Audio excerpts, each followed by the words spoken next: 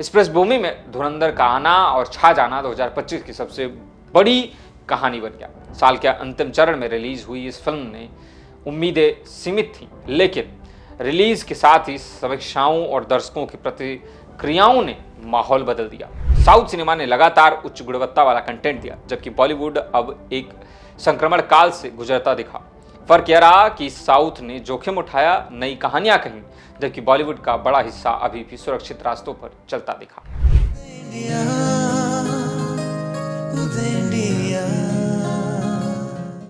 वर्ष 2025 भारतीय फिल्म उद्योग के लिए एक ऐसा साल रहा है जिसे सिर्फ हिट फ्लॉप के तराजू पर नहीं तौला जा सकता।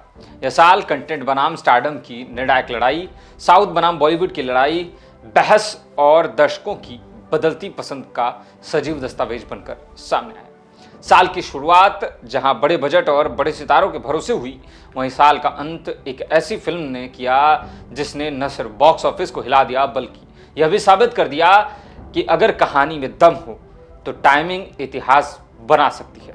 यह फिल्म थी धुरंधर, जिसने साल के आखिरी दिनों में बॉक्स ऑफिस पर विस्फोटक एंट्री लेकर पूरे 2025 को एक यादगार फिनाले दिया।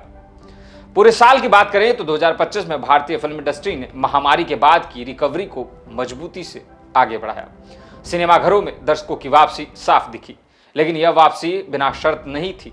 दर्शक अब सिर्फ बड़े नामों पर टिकट नहीं खरीद रहे थे, वह कहानी, प्रस्तुति और अनुभव जाहिर तौर पर चाहते थे।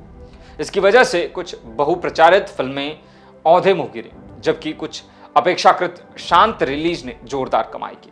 कुल मिलाकर बॉक्स ऑफिस कारोबार में साल दर साल बढ़त दर्ज हुई। कुछ फिल्मों ने सब कुछ समेट लिया और कई खाली हाथ रह गई।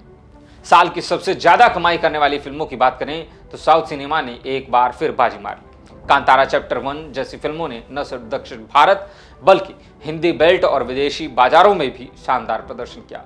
यह फिल्म 2025 की सबसे बड़ी ग्रॉसर बनी और यह साफ कर दिया कि लोकल कल्चर, आध्यात्मिकता और रॉ स्टोरी टेलिंग अब पैन इंडिया दर्शकों को गहराई से जोड़ रही है। तेलुगु, तमिल और मलयालम फिल्मों ने लगातार यह संदेश दिया कि कंटेंट ड्रिवन सिनेमा सिर्फ आलोचकों के लिए नहीं बल्कि कमाई का भी मजबूत जरिया है। बॉलीवुड के लिए 2025 मिला-जुला साल रहा। कुछ बड़ी फिल्मों ने अच्छी कमाई की, लेकिन कई स्टार पावर आधारित प्रोजेक्ट्स उम्मीदों पर खरी नहीं उतर पाए। एक्शन फ्रेंचाइजी और रीमेक थकान का शिकार साफ तौर पर होते दिखे। वहीं जिन फिल्मों ने नई सोच, मजबूत पटकथा और जमीनी किरदारों को तरजीह दी, उन्होंने दर्शकों का भरोसा जीता। इन फिल्मों की सूची में धुरंधर शामिल है। यह साल बॉलीवुड के लिए एक चेतावनी का भी साल रहा कि पुराने फॉर्मूले पर अब दर्शक आंख मूंद कर भरोसा नहीं कर सकते। उन्हें कुछ नया चाहिए, कुछ रोचक चाहिए और कुछ जबरदस्त चाहिए।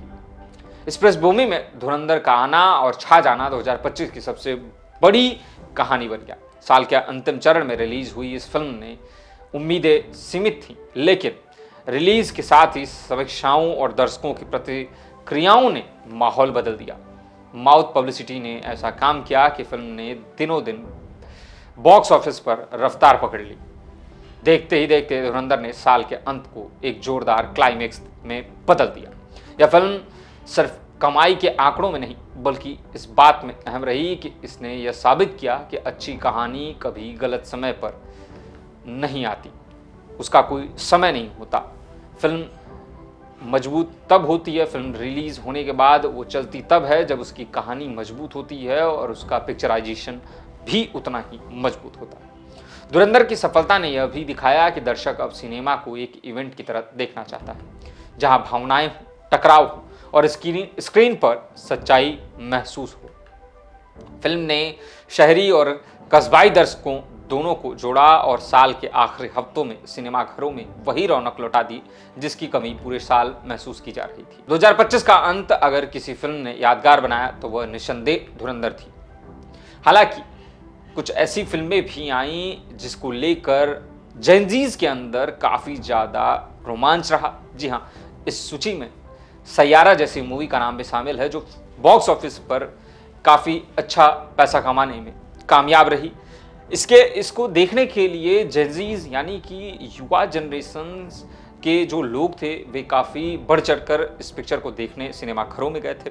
हालांकि कहानी इतनी जोरदार नहीं थी, लेकिन आशिकी 2 के तर्ज पर बनाई गई ये फिल्म और डायरेक्टर के द्वारा कुछ उसी तरीके की प्रदर्शनी की गई जिसको लेकर दर्शकों के अंदर कुछ रुचि रही, इसलिए फिल्म चली और जेनजीज को काफ़ी ज़्यादा पसंद भी आई। जहाँ तक सवाल है कि क्या साउथ इंडस्ट्री ने इस साल भी बॉलीवुड को पछाड़ दिया, तो जवाब है हाँ, लेकिन पूरी तरह नहीं। साउथ सिनेमा ने लगातार उच्च गुणवत्ता वाला कंटेंट दिया, जबकि बॉलीवुड अब एक संक्रमण काल से गुजरता दिखा।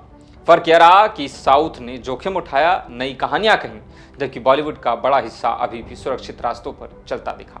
हालांकि धुरंधर जैसी फिल्मों ने यह उम्मीद जरूर लगाई कि हिंदी सिनेमा वापसी की राह पकड़ चुका है।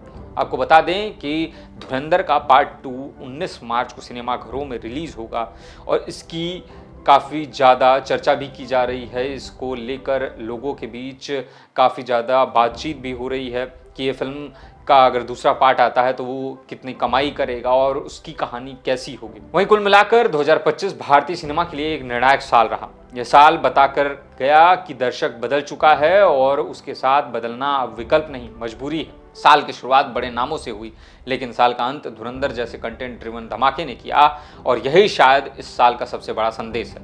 भारतीय सिनेमा का भविष्य शोर में नहीं, सार में छिपा हुआ है और इस सार को ढूंढना पड़ेगा डायरेक्टरों के द्वारा और उसी के हिसाब से पिक्चरों को बनाना होगा जो दर्शकों को पसंद आए। आज की इस कड़ी में बस इतना ही और भी खबर के लिए देखते रहिए उदय इंडिया डिजिटल को।